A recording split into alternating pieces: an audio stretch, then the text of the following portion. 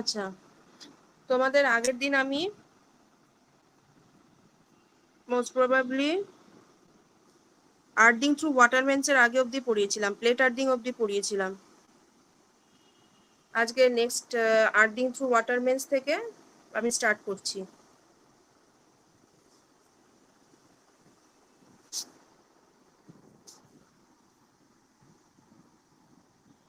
আচ্ছা, earthing through water men's বলতে হচ্ছে এই টাইপ অফ আর্থিং এ কি থাকছে, যে কোনো ওয়াটার কানেকশন বা যেখানে পাইপ কানেকশন যেসব ক্ষেত্রে লাগে আমাদের, ঠিক আছে, সেখানে কিভাবে ওয়ার্ডিং করব আমরা থ্রু মেন সাপ্লাই, ঠিক আছে, মানে ওয়াটার যে মেন আমাদের সিস্টেমটা থাকবে, যে পাইপলাইন সিস্টেমটা থাকবে, সেখানে বেসিক আমাদের ওয়াটার মেন আর্থিংটা করা হবে।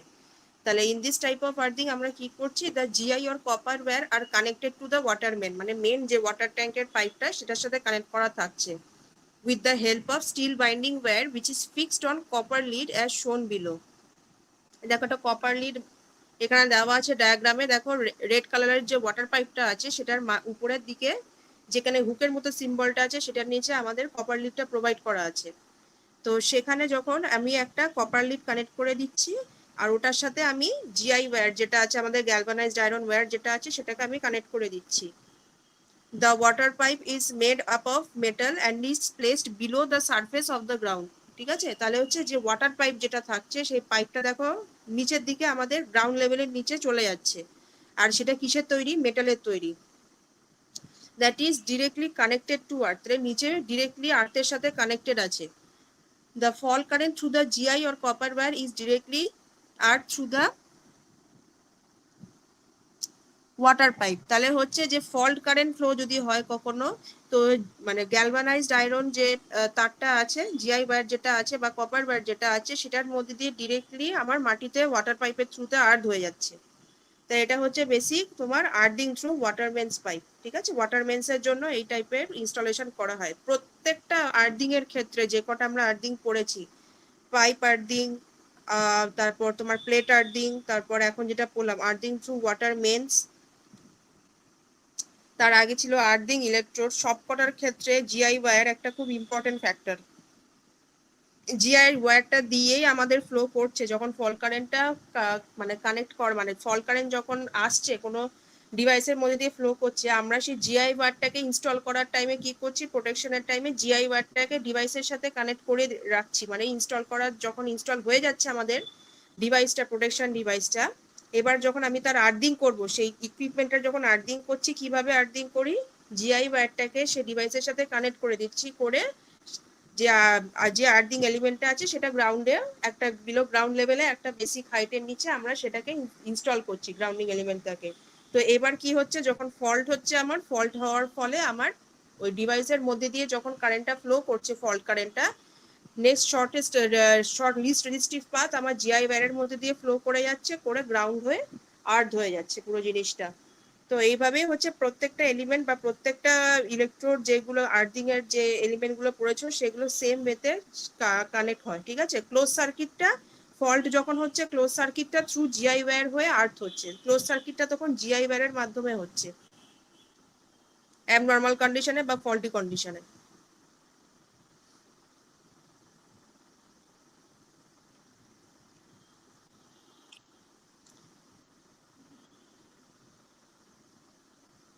আচ্ছা, এখানে দেখো আমি যে ডায়াগ্রাম গুলো আগের দিন প্রোভাইড করতে পারিনি, আজকে প্রোভাইড করে দিয়েছি। এগুলো দেখো, যে ফার্স্টে যেটা আমি ডায়াগ্রামটা প্রোভাইড করেছি, যে ইলেকট্রিক্যাল সিস্টেম উইদাউট ওয়্যারিং, কিভাবে মানে ওয়্যারিং ছাড়া, মানে উইদাউট আর্থিং ছাড়া কিরকম ভাবে একটা লাইভ ওয়্যার থেকে শক পাওয়ার চান্সেস হতে পারে, ইলেকট্রিক শক পাওয়ার চান্স। দেখো স্লাইড নাম্বার 5-এ যে ডায়াগ্রামটা দেওয়া আছে, এখানে দেখাচ্ছে যে একটা ট্রান্সফরমার দেওয়া আছে। ঠিক আছে, একটা সেকেন্ডারি সাইডে যে ট্রান্সফরমারের পার্টটা আছে, সেকেন্ডারি সাইডে দেখো লাইভ ওয়্যার যে কানেকশনটা করা আছে একটা ইলেকট্রিক্যাল ইকুইপমেন্টের সাথে কানেক্ট করা। এইবার যে যেহেতু এখানে কোনো আর্থিং প্রোভাইড করা নেই, তার ফলে কি হচ্ছে আমার, এবার যখন ফল কারেন্টটা ফ্লো করছে, ফল কারেন্টটা ফ্লো করার ফলে কি হচ্ছে, দেখো যে হিউম্যান বডির থ্রুতে আমার পাথটাকে ক্লোজ করার চেষ্টা করছে, ক্লোজ করার চেষ্টা করছে, ক্লোজ সার্কিটটা ফর্ম হচ্ছে by flowing through the body of the human.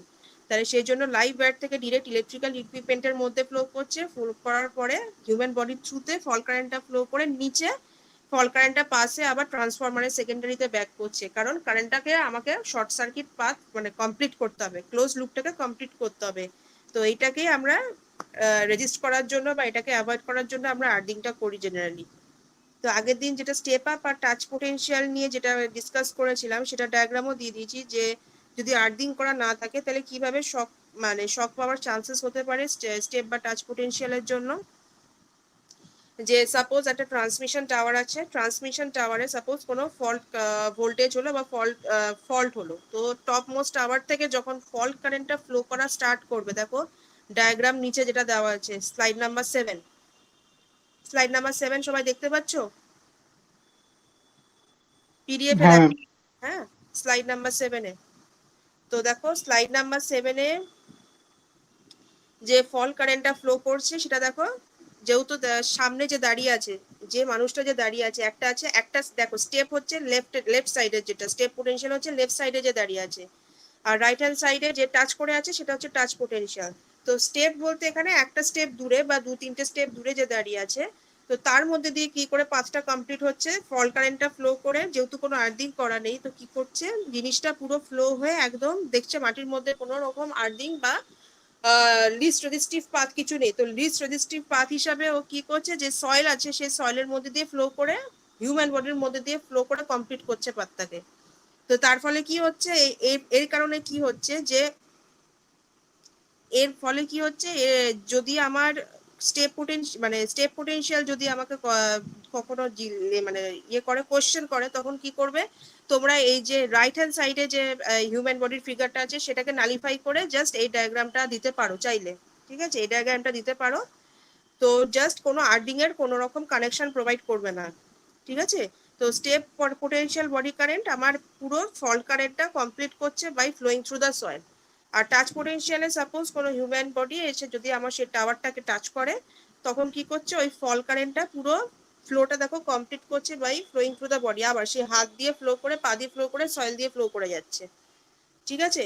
তার ফলে কি হচ্ছে, যে আমার টাচ পোটেনশিয়ালের ক্ষেত্রে আমি যদি টাওয়ারটাকে টাচ করি, তখন আমার কিন্তু একটা ফল্টি কন্ডিশনে আমার একটা লিস্ট রেজিস্টিভ পাথ আমার হিউম্যান বডির থ্রু দিয়ে পেয়ে যাচ্ছে।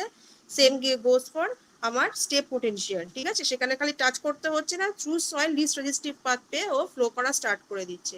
তো সেটাকে অ্যাভয়েড করার জন্য আমরা কি করি, প্রত্যেকটা বেসমেন্টে, ঠিক আছে, যে দেখো এই টাওয়ারের ক্ষেত্রে দেখো যেখানে টাচ স্টেপ পোটেনশিয়াল ডায়াগ্রামটা দেখো, এখানে গ্রাউন্ড নেটওয়ার্ক যেটা দেওয়া আছে সেটা মানে টাওয়ারের কটা লেগের মধ্যে কানেক্ট করা, দেখো টাওয়ারের 3টে লেগ আছে, কটা লেগের সাথে কানেক্ট করা আছে গ্রাউন্ড নেটওয়ার্কটা?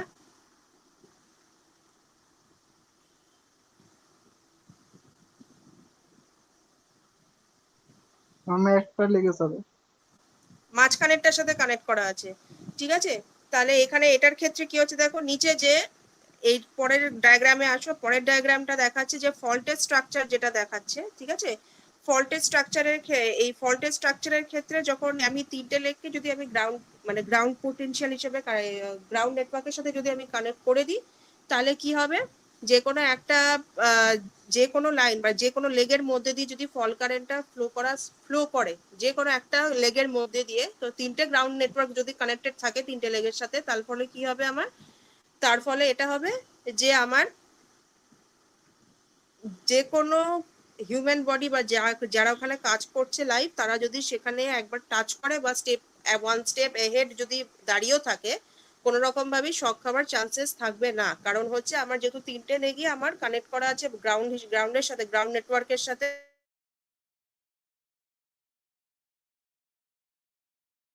একদম গা দিয়ে পুরো লেগ দিয়ে পুরো একদম গ্রাউন্ডে ফ্লো করে যাচ্ছে, পুরো মানে পুরো টাওয়ারের বডি থেকে ডিরেক্ট আমার চলে যাচ্ছে টাওয়ারের লেগে, আর টাওয়ারের লেগ থেকে ডিরেক্ট চলে যাচ্ছে আমার গ্রাউন্ড লেগে। দেখো নেক্সট যে ডায়াগ্রামটা দেওয়া আছে আমাদের লেগের সাথে যে গ্রাউন্ডিং গুলো সবকটা করা আছে, আমি একটা সাইডে দেখিয়েছি, ঠিক আছে। তো এখানে কি হচ্ছে, লাইভ কন্ডাক্টরের যে ফলটা আছে উপর থেকে, লাইভ কন্ডাক্টরের যে ফলটা হলো ওটার পর আমার পুরো স্টিল স্ট্রাকচারের যে সাইডটা সেখানে আমার ফল কারেন্টটা ফ্লো করলো, করার পর দেখো যে এখানে দেখানো আছে ছবিতে, যে যে টাচ করছে, যে অপারেটিং পার্সোনাল যে আছে, সে যে টাচ করছে তার কিন্তু কিছু হচ্ছে না, কারণ সেই লেগের সাথে ডিরেক্টলি আমার গ্রাউন্ড নেটওয়ার্কটা কানেক্ট করা নিচে।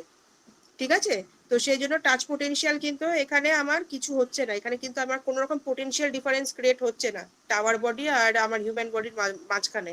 তো টাচ পোটেনশিয়ালে আমার কি বলেছিলাম, যে একটা কারেন্ট ফ্লো করার জন্য আমার কি দরকার পড়ে, সবসময় একটা পোটেনশিয়াল ডিফারেন্স, টাচ পোটেনশিয়াল বা স্টেপ পোটেনশিয়াল যে কোনো ক্ষেত্রে একটা পোটেনশিয়াল ডিফারেন্স দরকার পড়ে। তো এখানে যেহেতু কোনো রকম আমার এই হিউম্যান বডি আর টাওয়ারের মধ্যে কোনো রকম পোটেনশিয়াল ডিফারেন্স ক্রিয়েট হচ্ছে না, তার ফলে কি হচ্ছে, আমার যে এখানে লেগের সাথে যেহেতু গ্রাউন্ড করা আছে, সেই জন্য আমার ডিরেক্ট ফল্ট কারেন্টটা থ্রু টাওয়ার বডি আমার গ্রাউন্ডেড হয়ে বেরিয়ে যাচ্ছে। ঠিক আছে, আর দেখো যে স্টেপ পোটেনশিয়ালেও যে আছে, যে মানে দেখো 3-4টে স্টেপ তার পিছনে আছে, তার তার ক্ষেত্রেও কিন্তু কিছু হচ্ছে না, মানে তার নিচ দিয়ে দেখো যে গ্রাউন্ডিং নেটওয়ার্কটা আছে, সেখান দিয়ে অ্যাকচুয়াল ফল্ট কারেন্টটা পুরো ফ্লো করে যাচ্ছে। দেখতে পাচ্ছ ছবিটায়, স্লাইড নাম্বার 8।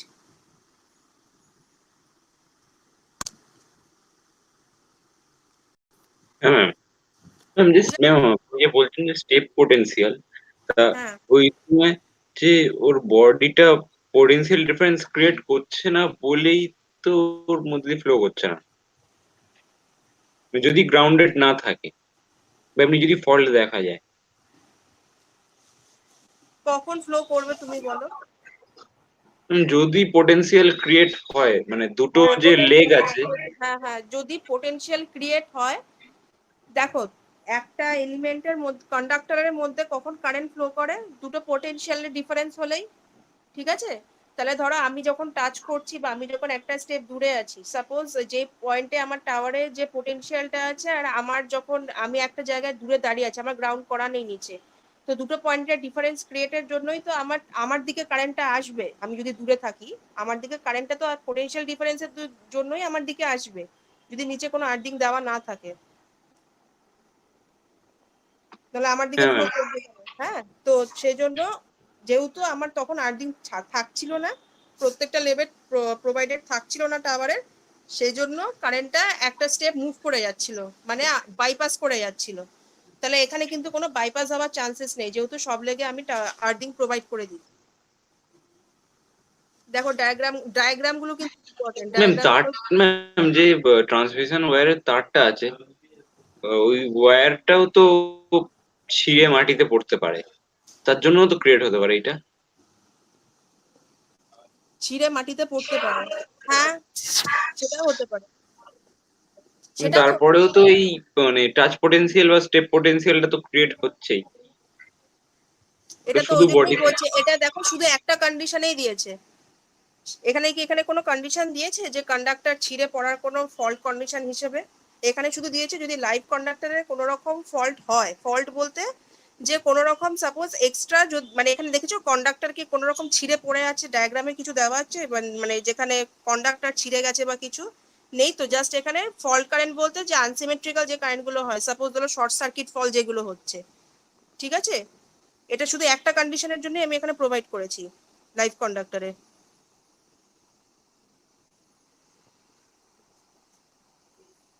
হ্যাঁ ম্যাম। ঠিক আছে,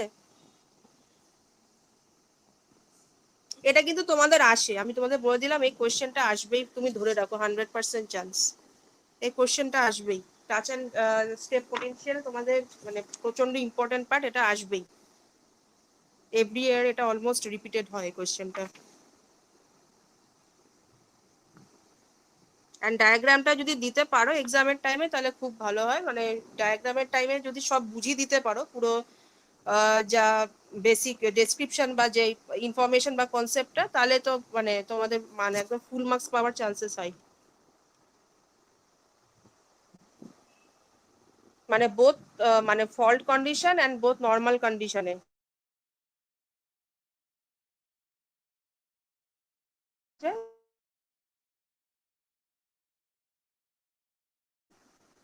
আচ্ছা নিচে এবার আসো, নিচে দেখো আর্থিং ম্যাটের জন্য আগের দিন যেটা ডায়াগ্রামটা প্রোভাইড করেছিলাম, ঠিক আছে, সেটার তো কোনো ডিজাইন বা তোমার হাইটেরই আমি খুঁজেছিলাম, সেটা আমি পাইনি।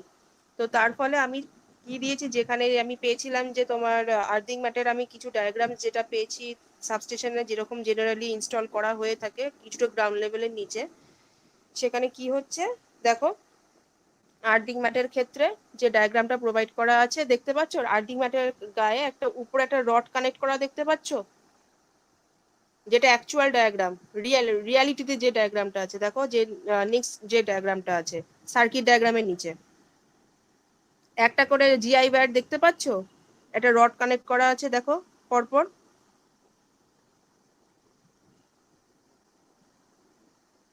ভার্টিক্যাল ওয়েতে।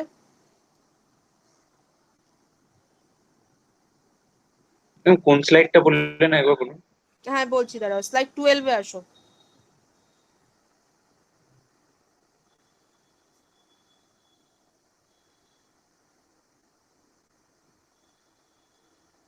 হ্যাঁ ম্যাম, দেখতে পেয়েছি। হ্যাঁ, এবার সার্কিট ডায়াগ্রাম যেটা দেওয়া আছে, সার্কিট ডায়াগ্রাম যেটা দেওয়া আছে জিআই ওয়্যারের, ঠিক আছে, সেটা দেখো। আর যেটা অ্যাকচুয়াল ডায়াগ্রাম রিয়ালিটিতে, সেই ডায়াগ্রামটা একবার দেখো। জিআই ওয়্যারটা খুঁজে পাচ্ছ কিনা বলো।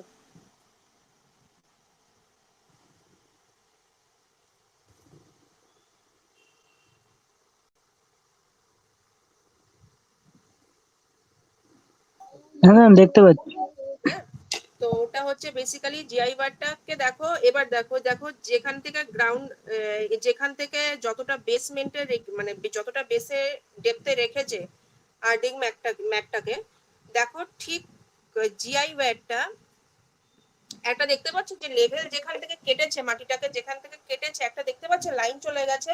মানে দেখো যেখান দিয়ে পিছন দিয়ে আরো অনেক তার আসছে, সেখানে দেখো একটা স্ট্রেট লাইন, একটা হোয়াইট কালারের স্ট্রেট লাইন মতো চলে গেছে। ম্যাম, এটা কিসের ওয়েল্ডিং করেছে ম্যাম? যেটা বলছি সেটা আগে শোনো, যে ওয়্যার যেটা যেখান থেকে ওয়্যার গুলো এসছে, ঠিক আছে, এগুলো তো কাজ, এটা তো কাজ করার টাইমে কনস্ট্রাকশনে যেরকম নানা রকম তার সেগুলো কানেক্ট করছে, সেগুলো রাখছে, কিন্তু যেখান থেকে কেটেছে মাটিটাকে সেটা এবার দেখো সেই লেভেলটা, সেটা কি আমরা বলছি গ্রাউন্ড লেভেল। যে গ্রাউন্ড লেভেলটা সার্কিট ডায়াগ্রামে দেওয়া আছে, গ্রাউন্ড লেভেল যেটা দেখতে পাচ্ছি, এটা ব্লু কালারের লাইন, সেটা প্র্যাকটিক্যাল সেন্সে দেখো যে নিচে যে ডায়াগ্রামটা দেওয়া আছে, যেখান থেকে একদম প্রত্যেকটা পার্ট, মানে পুরো পিছনে যে পার্টটা গেছে লাইন দিয়ে ধরে, পুরো সাদা সাদা রঙের যে স্ট্রেট লাইনটা যাচ্ছে, সেটা হচ্ছে পুরোটা আমার গ্রাউন্ড লেভেলের নিচে থাকবে আর্থিং ম্যাটটা। পিছনের লাইনটা বুঝতে পারছো কোনটা বলা হচ্ছে? পিছনের লাইনটা যেটা,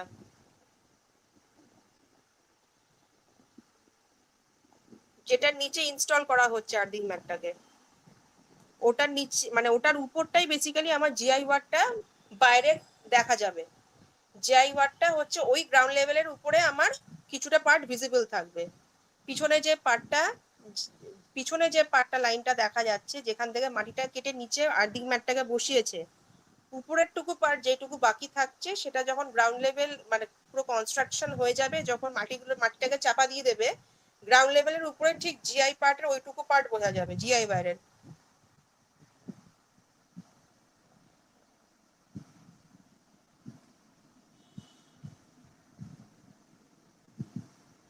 এমনি ইমেজেতে এখনো জিআই ওয়্যারটা মানে বোঝা যাচ্ছে না। মানে নিচেরটাতে, ওপরেরটা বোঝা যাচ্ছে, নিচেরটাতে মানে বোঝা যাচ্ছে না, এখনো মনে হয় কানেক্ট করা হয়নি। না না, কানেক্ট করা হয়নি তো, আমি তো ওই জন্যই বললাম এটা একদম এখনো দেখো জিআই বার কিছু কিছু জায়গায়, যে দেখো এই সাইডটায় জিআই বারটা একটা শোয়ানো আছে, ওটাকে মানে ওটা এখনো কনস্ট্রাকশন হয়নি, এটা আন্ডার কনস্ট্রাকশনে। কিছুটা যেগুলো রিপেয়ার মানে যেগুলো রেডি ছিল সেইগুলোকে দাঁড় করিয়েছে, যেগুলো রেডি নেই সেগুলো দেখো শোয়ানো, ঠিক আছে। এবার যে যে এক্সটেন্ডেড যে পার্ট গুলো থাকছে, এবার গ্রাউন্ডের মানে গ্রাউন্ডের ঠিক কিছুটা লেভেল নিচে কিছুটা জিআই ওয়্যার নিচে কানেক্ট মানে মানে একদম এনক্লোজ করা থাকবে, আর কিছুটা জিআই ওয়্যার ওপেন এয়ারে বোঝা যাবে, ঠিক আছে। তো সেটা গ্রাউন্ড লেভেলের নিচে যেটা থাকছে সেখান থেকে লেভেলটাকে কেটে দিয়েছে। পিছনে দেখো লাইনটা দেখলেই বুঝতে পারবে, পিছনে যে সাদা রঙের যে লাইনটা চলে গেছে সেটা নিচটা হচ্ছে পুরোটা ঢাকা থাকবে, মাটির নিচে থাকবে, আর যে পার্টটা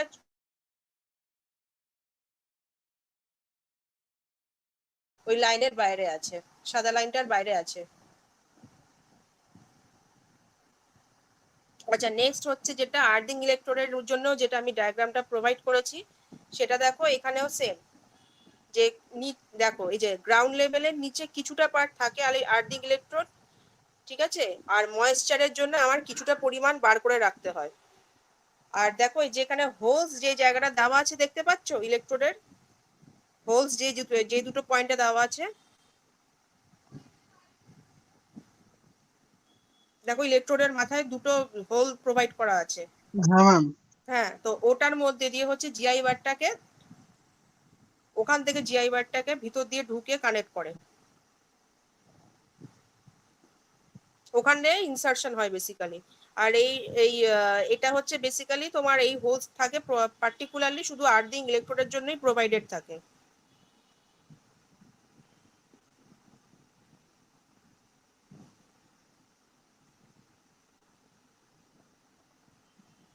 ম্যাম এই যে পিকচারে যে ময়েশ্চার বলেছে, হুম। মানে আর্থিং থ্রু ইলেকট্রোড, এটাও মানে গ্রাউন্ডই তো, মানে নর্মাল ফার্স্ট যে 1 মিটার বা 2 মিটার যে লেয়ারটা ওটাই। দেখো নিচে যে লেন্থ, দেখো ইলেকট্রোডের লেন্থটা বলেছে 1 মিটার, লেন্থটা বলেছে হ্যাঁ 1 মিটার।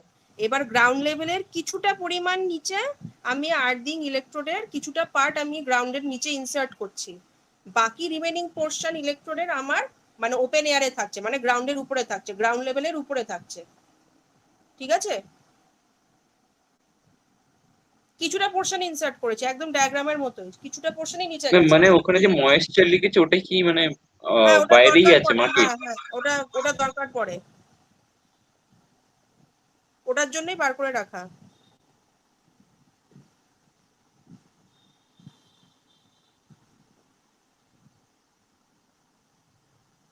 ওটার জন্যই বার করে রাখা।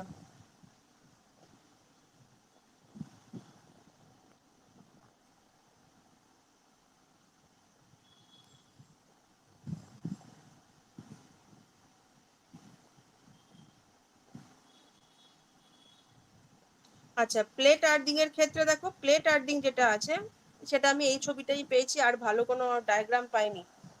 প্লেট আর্থিং এর ক্ষেত্রে আরো সার্চ করেছিলাম, এটা ছাড়া আর কোনো ছবি সেরকম ভালো পাইনি কনস্ট্রাকশন সাইটে। প্লেট আর্থিং এর জন্য একটা কপার প্লেট আর্থিং ছিল, এটা কপারের তৈরি। যে প্লেট আর্থিং এর জন্য যে ডায়াগ্রামটা প্রোভাইড করা আছে, দেখো পেজ স্লাইড 20 মনে হয়, 20 নম্বর স্লাইডে আসো।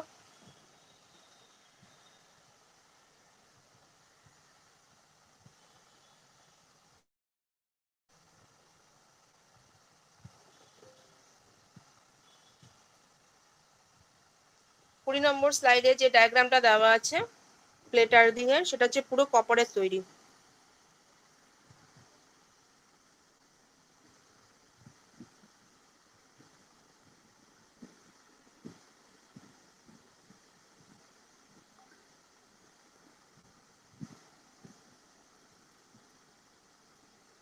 তাহলে এগুলো হচ্ছে বেসিক অ্যাকচুয়াল রিয়েলিটিতে বা সাবস্টেশন বা যে কোনো কনস্ট্রাকশন সাইটে যেরকম ভাবে ইয়ে করা প্রোভাইড করা হয়, বা যেরকম ভাবে অ্যাকচুয়াল ইলেকট্রেট গুলো বা ম্যাট যে আর্থিং ম্যাট গুলো যেরকম দেখতে হয়, সেগুলো যে ডায়াগ্রাম গুলো ছিল আমি প্রোভাইড করে দিয়েছি। এগুলো যখন তোমরা কাজ করবে সাইটে, যদি কখনো সাবস্টেশন বা রিলেটেড সাইটে কাজ করো, তখন এগুলো আরো ভালো ডিটেলসে ডিজাইন যদি কখনো করো, তখন আরো ভালো ডিটেলসে জানতে পারবে এগুলো।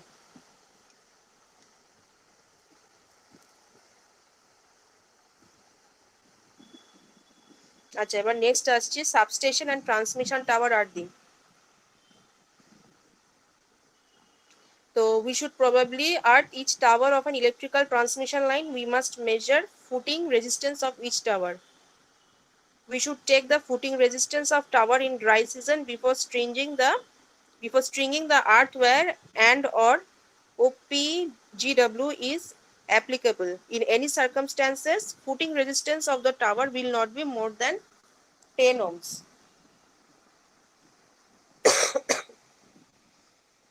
এটা চলে আসছে হচ্ছে substation and transmission tower earthing যে স্লাইডটা আছে সেখানে চলে আসো। পেয়েছো সাবস্টেশন?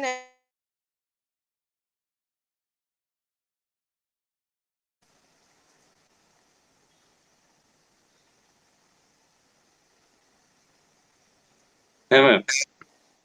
ঠিক আছে, আমার তো এখানে স্ক্রিন শেয়ার হচ্ছে না বলে খুব মুশকিল হচ্ছে, আমি মানে ইয়ে করতে পারছি না।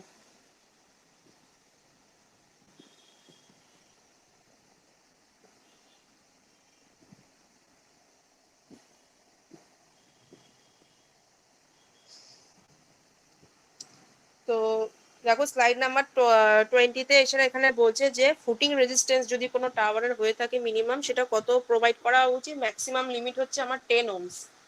আর ওপিজিডব্লিউ বলতে আমরা এখানে কি বুঝতে পারছি, ওপিজিডব্লিউ হচ্ছে বেসিক্যালি হচ্ছে অপটিক্যাল গ্রাউন্ড ওয়্যার,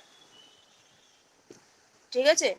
তাহলে হচ্ছে বেসিক্যালি বলছে যে we must measure footing resistance of each tower and we should take the footing resistance of tower in dry season, dry সিজনেই ফুটিং রেজিস্ট্যান্সটাকে নিতে বলছে, নট ইন ওয়েট ওয়েদার। তাহলে অপটিক্যাল গ্রাউন্ড ওয়্যারও ইউজ করা হয় for footing resistance.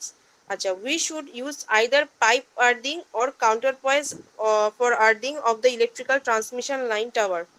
The tower earthing lug should extend beyond the concrete base of the tower leg. We also use lug connector in case of counterpoise earthing. Logically, we should pipe earthing to any of the 4 legs of a tower.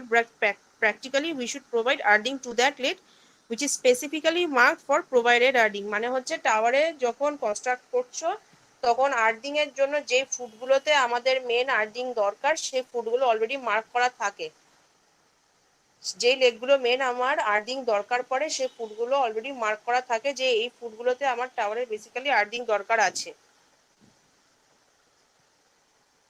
Generally the leg members of that leg mark with capital letter A, কি দিয়ে mark করা থাকে, কি alphabet, capital A. It is a normal practice to avoid mistakes by tower erection gang. In case of river crossing and railway crossing towers, we provide earthing at diagonally opposite 2 legs of a tower. তাহলে যে river cross করতে যে টাওয়ারগুলোকে, নদী পার হতে যে টাওয়ারগুলোকে install করা হয় বা রেল লাইনে যে টাওয়ারগুলোকে ইনস্টল করা হয়, তো সেখানে আর্থিং বেসিক্যালি কিরকম ভাবে ওরা কানেক্ট করে, সেটা হচ্ছে ডায়াগোনাল যে লেগগুলো থাকে, অপোজিট সাইডে যে লেগগুলো থাকছে ওয়ান ফেসিং ইচ আদার, সেই লেগগুলোতে বেসিক্যালি ওরা সেই টাওয়ারের লেগগুলোতে ওরা কি করে, ডায়াগোনাল লেগগুলোতে আর্থিং কানেকশন করে, ঠিক আছে। আর নাহলে অন্য কনস্ট্রাকশনের ক্ষেত্রে কি হয়, যে যে লেগগুলোতে টাওয়ারিং এর ক্যাপিটাল এ দিয়ে মার্ক করা থাকে সেই পার্টিকুলার লেগগুলোতে ওরা আর্থিং করছে। Pipe earthing of electrical transmission tower. আচ্ছা, এখানে ট্রান্সমিশন টাওয়ার আর্থিং এর একটা নিচে ডায়াগ্রাম আছে, দেখতে পাচ্ছ, সার্কিট ডায়াগ্রাম।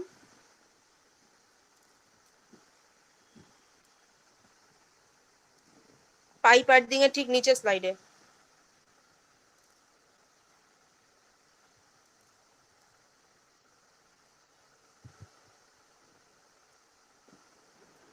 হ্যাঁ ma'am.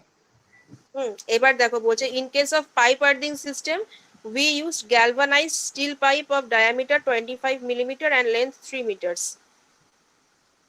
We bury the pipe vertically in the soil. পাইপটাকে দেখো ভার্টিক্যালি, এই যে ভার্টিক্যালি যে চারকোল আর সল্ট যেটা লেখা আছে দেখতে পাচ্ছ, যে পাইপটা বড়, ঠিক আছে। তো vertically in the soil in such a manner at the top of the pipe shall be 1 meter below the ground. Ground লেভেলের থেকে ঠিক 1 মিটার নিচে আমি লেন্থ ওয়াইজ মানে আমি ভার্টিক্যালি পাইপটাকে ইনস্টল করছি নিচে। Where the tower stands on rock, we have to bury the earthing pipe in damp soil available near it to the tower. তাহলে ড্যাম সয়েলে আমি বেসিক্যালি পাইপটাকে গ্রাউন্ড মানে ইনস্টল করছি, ঠিক আছে, গ্রাউন্ড লেভেলের থেকে ঠিক 1 মিটার নিচে। Then we connect the tower leg with the pipe. তো পাইপের সাথে এবার দেখো টাওয়ার লেগের থেকে যে টাওয়ারে যে লেগটা আছে সেখান থেকে পাইপটাকে কানেক্ট করেছে, দেখতে পাচ্ছ, এরকম করে গিয়ে উঠে গিয়ে কানেক্ট হয়েছে। With the help of galvanized steel tape of suitable cross section. In that case, we have to bury the steel tape in a groove cut on the rock and adequately protect the steel tape from damage. Damage হওয়ার জন্য আমি দেখো নিচে still টেপের মতো লাগিয়েছি, দেখতে পাচ্ছ, dotted, ওই যেখানটা টাওয়ারটা যেখানে এন্ড, টাওয়ারটা যেখানে নিচে অব্দি গেছে, নিচে টাওয়ারের লেগগুলোকে দেখতে পাচ্ছ টেপ মানে দেখো ডটেড পোর্শন দিয়ে মার্ক করা আছে টেপের মতো, দেখো দুটো লেগে ডটেড পোর্শন দিয়ে মার্ক দেখতে পাচ্ছ।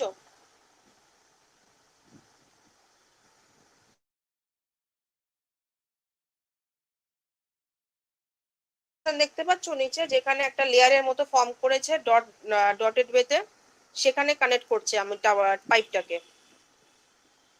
In case of pipe earthing system, we fill the surroundings of the pipe with alternating layers of charcoal and salt which maintain the surrounding soil of the pipe moist. ময়েশ্চারের জন্য basically charcoal সয়েলটাকে দেওয়া হয়। আর detail pictorial representation of the pipe is given below. এখানে এই just এই ডায়াগ্রামটা মানে এক্সামের টাইমে জাস্ট এই ডায়াগ্রামটাই মোর দ্যান এনাফ। ম্যাম মানে ওইটা কি কংক্রিট যেটা ট্রান্সমিশন টাওয়ারের মানে গ্রাউন্ডের সাথে ইয়ে করেছে আমি কি বললাম একটু ট্রান্সমিশন? আগে থেকে? আমি নিচে ওই জন্যই তো বললাম যে নিচে যে টেপিংটা করা হচ্ছে ওটাই তো বলছি, টেপিংটা যেটা প্রোটেকশনের জন্য দেওয়া আছে, বললাম না যে স্টিল টেপ যেটা দেওয়া আছে, স্টিল টেপ। এই জন্য তো জিজ্ঞেস করলাম একটু আগে যে দেখতে পাচ্ছ কি না, যে টাওয়ারের লেগে যে স্টিল টেপটা দেওয়া আছে প্রোটেকশনের জন্য। মানে নিচে তো যখন আমি টাওয়ারটাকে ঢুকাচ্ছি, টাওয়ারের লেগটাকে, নিচে তো মাটির নিচে তো প্রচুর বড় বড় পাথর থাকে। এবার টাওয়ারের লেগে তো ক্ষতি হতে পারে, তো তার ফলে কি সেই প্রোটেকশন পারপাসে আমি গ্রুফ কাটে আমি স্টিল টেপটাকে পুরো লেয়ারিং করে আমি লেগের গায়ে পুরো একদম মানে এনকাভার করে দিচ্ছি, পুরো এনক্লোজ করে দিচ্ছি। সেই জন্য ডটেড পোর্শন দিয়ে ওটাকে মেনশন করা আছে যে ওটা স্টিল টেপ বেসিক্যালি। ঠিক আছে, স্টিল টেপ পুরোটা। হ্যাঁ ম্যাম। ঠিক আছে, এটা প্রোটেকশনের জন্য করা হচ্ছে, যে গ্রাউন্ডের নিচে যে আমার এক্সট্রা যে হেভি রকস গুলো আছে সেটার এগেনস্টে প্রোটেকশনের জন্য আমি ইনস্টল সেই লেয়ারিংটাকে করছি বেসিক্যালি। দেখো, in that case we have to bury the steel tape in a groove cut on the rock and adequately protect the steel tape from damage. In case of pipe warding system we fill the surroundings। এই যে এবার পাইপটাকে কিভাবে surround করছে, নিচে যে vertical ওয়েতে যে পাইপটা আছে অ্যাকচুয়াল পাইপটা, সেটাকে কিভাবে প্রোটেকশন, সেটাকে কিভাবে আর ইয়ে করা যেতে পারে, ময়েশ্চার প্রোভাইড করা যেতে পারে, যে সল্ট আর চারকোল এক্সট্রা প্রোভাইড করা হচ্ছে পাইপের মধ্যে। তো ফলে কি হবে, সয়েলের সাথে প্রপার ময়েসটাকে মেনটেন করবে। এটা হয়ে যাচ্ছে আমাদের ট্রান্সমিশন টাওয়ার আর্থিং। আচ্ছা, নেক্সট হচ্ছে কাউন্টার পয়েজ আর্থিং। তো কাউন্টার পয়েজ আর্থিং হচ্ছে 10.97 millimeter dia galvanized wire for the purpose of counterpoise earthing of electrical transmission tower। তাহলে galvanized wire কত মিলিমিটার লেন্থে ইউজ করা হয়? 10.97 millimeter।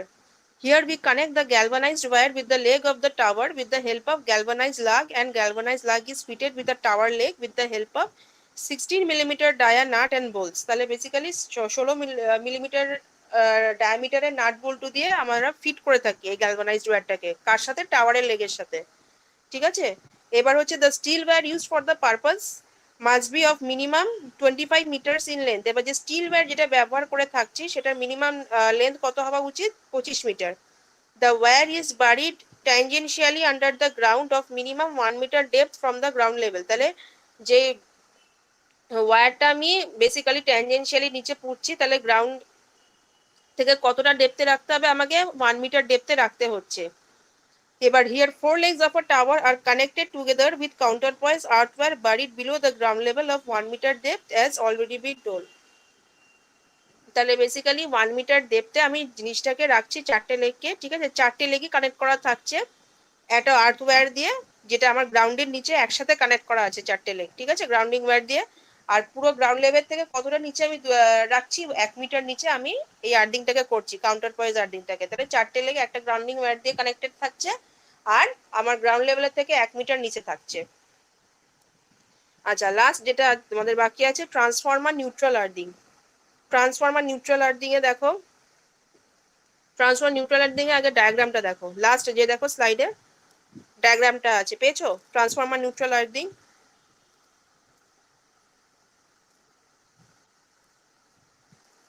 হ্যাঁ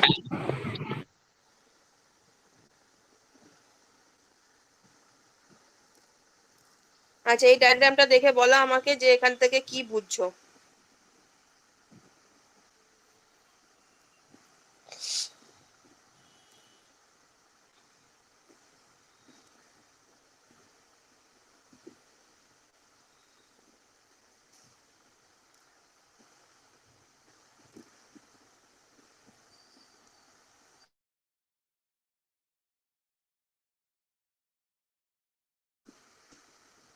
Okay, neutral earthing of transformer is used to create a neutral for the delta side which does not have a neutral point on its own.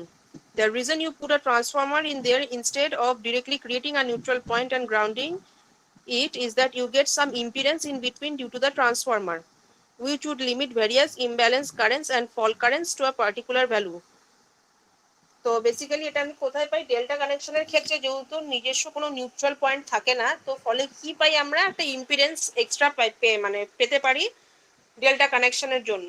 তো সেই জন্য কি করা হয় যে থ্রি ফেজ কানেকশনের টাইমে যখন আমরা ডেল্টা স্টার কানেকশন করি, তো আমাদের আলাদা করে অনেক সময় নিউট্রাল পয়েন্ট প্রোভাইড করতে হয়, যে কোনো রকম যদি ফল্ট হয় তাহলে মানে ওটাকে একটা গ্রাউন্ডিং ওয়্যারের সাথে কানেক্ট করে নিউট্রাল পয়েন্ট দিয়ে বেরিয়ে যাওয়ার একটা চান্সেস এটা ক্রিয়েট করা যেতে পারে। কিন্তু জেনারেলি এখানে কি বলছে যে যদি আমাদের তো মানে বাই বাই কনস্ট্রাকশন হচ্ছে ডেল্টা আমার কি করছে, ডেল্টাতে যেহেতু কোনো নিজস্ব নিউট্রাল পয়েন্ট থাকছে না, তার ফলে আমার যে ইম্পিডেন্সটা থাকছে সেটা একটা একটা রেজিস্ট্যান্স প্রোভাইড করার জন্য কোনো কারেন্টকে ইম্পিডেন্স প্রোভাইড করার হিসেবে কাজ করে। তাহলে if they are used to on the star side they are usually single phase and connected between the neutral and ground। তাহলে যদি আমি এটাকে স্টার সাইডে আমি কানেকশনটা করি তাহলে কি হবে, তাহলে কার কার মধ্যে কানেকশনটা করা হয়, নিউট্রাল আর গ্রাউন্ডের মধ্যে। You don't need a three phase device here as the neutral point already exists। তাহলে স্টারের ক্ষেত্রে কি হয়েছে, আমার যেহেতু এক্সট্রা নিউট্রাল পয়েন্ট থাকে সেই জন্য আমার কোনো আলাদা করে নিউট্রাল পয়েন্ট আমাকে দিতে হয় না বা প্রোভাইড করতে হচ্ছে না স্টারের ক্ষেত্রে। So neutral earthing transformers are very common on large generators. They are used to limit the voltage fault currents for these machines. They essentially allow you to insert a very small resistance with an ampere rating of around 200 ampere to restrict line to ground fault current for the generators to around 1 to 2 ampere। They are indispensable for this purpose। তাহলে basically বলছে যে fault কারেন্টকে generally ওরা limit করতে পারে and কত minimum resistance by construction insert করতে হয়, জেনারেলি 1 থেকে 2 ohms with an ampere rating কত 200 ampere to restrict the line to ground fault. মানে এলজি ফল্টের জন্য আমরা জেনারেলি এটাকে ব্যবহার করে থাকি। আর কোথায় আমরা এটাকে ইনস্টল করছি, ফর জেনারেটার্স। তো জেনারেটরের জন্য ফল্ট কারেন্টের মানে মিনিমাম কত ফল্ট কারেন্টের জন্য আমরা এটা প্রোভাইড করবো, মিনিমাম ফল্ট কারেন্ট থাকে হচ্ছে 1 থেকে 2 অ্যাম্পিয়ার্স। তো এটা জেনারেলি জেনারেটরে আমরা ইনস্টল করছি। এখানে দেখো ডায়াগ্রামটা দেওয়া আছে ডেল্টা কানেকশন দিয়ে দেখো যে IT/3 IT/3 2 IT/3 যে secondary winding delta connection of power transformer, আর নিচে হচ্ছে আর্থিং ট্রান্সফরমার। ম্যাম হ্যাঁ বলো বলো। বলছি এটা কি শুধু ডেল্টার দিকে করা হয়? হ্যাঁ, এটা ডেল্টা একটা এক্সট্রা রেজিস্ট্যান্স প্রোভাইড করছে। ডেল্টা বেসিক্যালি এক্সট্রা রেজিস্ট্যান্সটা প্রোভাইড করছে, মানে কারেন্ট যেটা ফ্লো করবে, এক্সট্রা হাই কারেন্ট যেটা ফ্লো করবে সেটা ফ্লো করতে দেবে না, সেটা প্রোভাইড করছে এক্সট্রা ইম্পিডেন্সটা ডেল্টা কানেকশনে। কেন হচ্ছে, কারণ আমার ডেল্টা কানেকশনে যেহেতু কোনো নিউট্রাল পয়েন্ট নেই।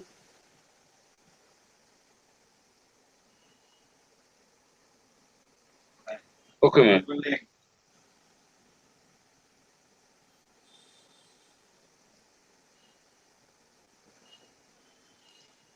তো এইটুকু তোমাদের আর্থিং এ আছে, এটার মধ্যে কোনো নিউমেরিক্যালস নেই, এই চ্যাপ্টারেও কোনো নিউমেরিক্যালস নেই। তোমরা এই পার্টটা ভালো করে পড়বে আর্থিং এর। আমি নেক্সট দিন এটার উপর যা যা কোয়েশ্চেন তোমাদের ইয়ারে এসেছিল আমি সেগুলো ডিসকাস করে দেবো, ঠিক আছে? আচ্ছা, আগের চ্যাপ্টারগুলো ভালো করে পড়ছো তো?